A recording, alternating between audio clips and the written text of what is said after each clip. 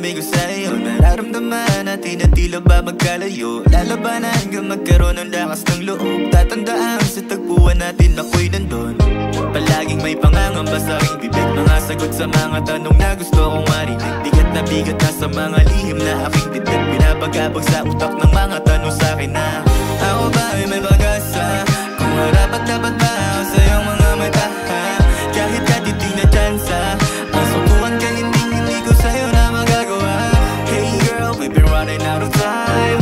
I've been struggling to find a right rhyme. Can you please girl, can you be mine? If you don't want, it's okay fine. Tumitigil ang aking mundo pag nakikita ko ang ngiti mo. Lungkot ay bilang naglalaho. Di ko maiwasang mapaibig sa'yo. Kay tagal kong umasa, wala pa rin ba sa'yong balita? Inabot ng umaga, wala pa rin kahit na isang salita.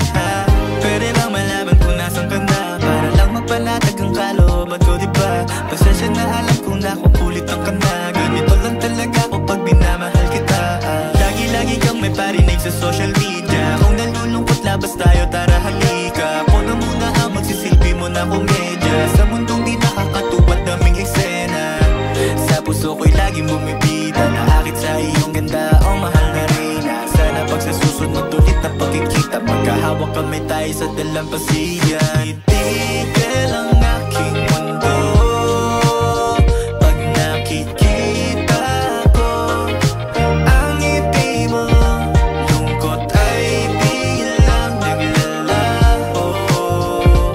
Di ko maiwasang mapaibig sa'yo. Kahit pa na ika'y gustuin, ang tanong lang kung ako ay gusto mo din.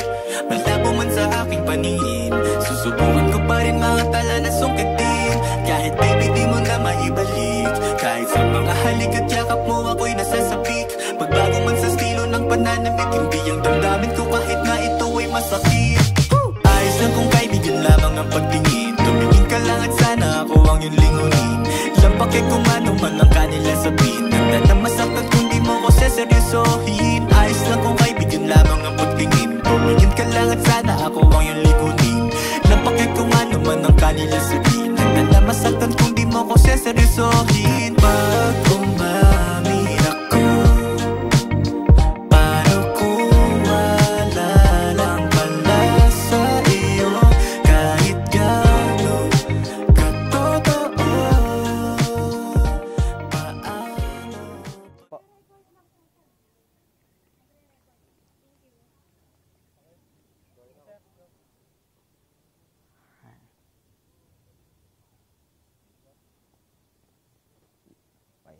Love, congrats.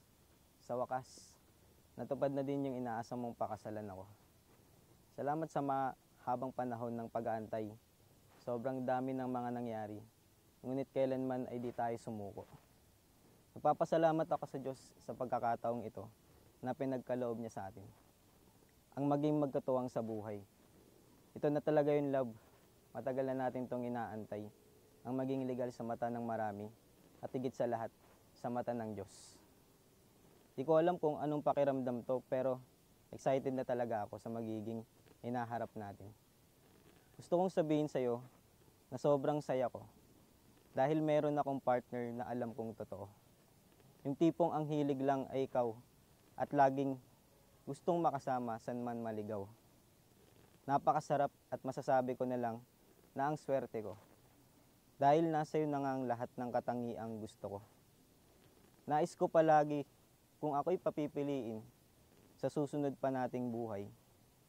Sana ay makilala muli kita dahil ikaw lang ang gustuin kong makasama sa iisang bahay.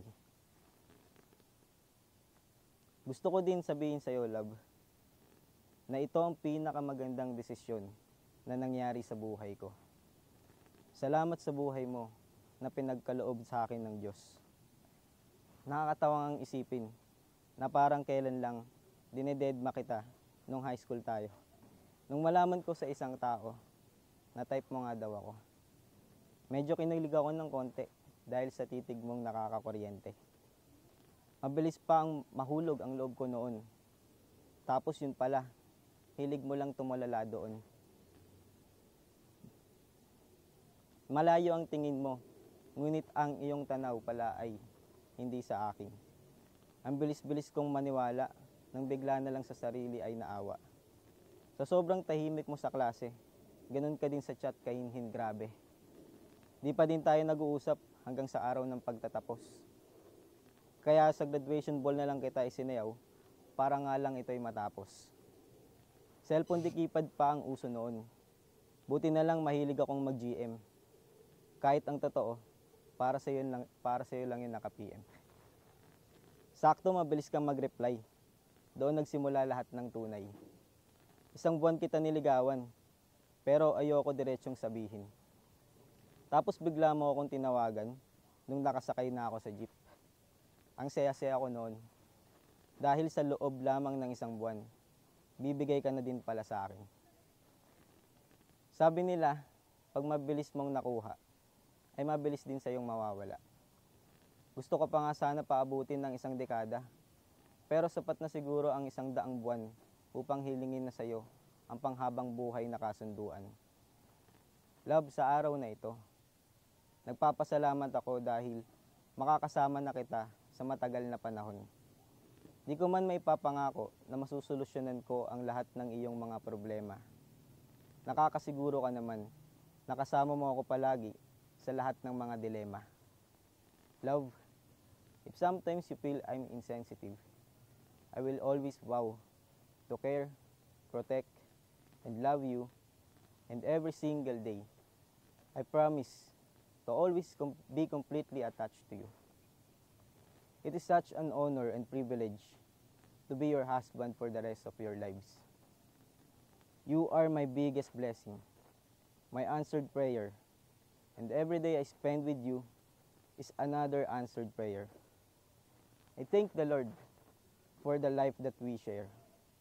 You have been a strong partner for me, especially when I'm about to give up. You are my dream come true. You're always there to comfort me when needed.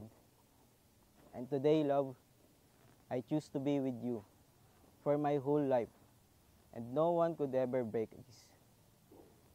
I love you, and I really mean it. Wala na akong ibang mahihiling pa siguro, kundi ang magkaroon ng maraming supling sa'yo. Love, I promise, dili ko nimo biyaan ang tod, nga matigulang ta ugod-ugod ta.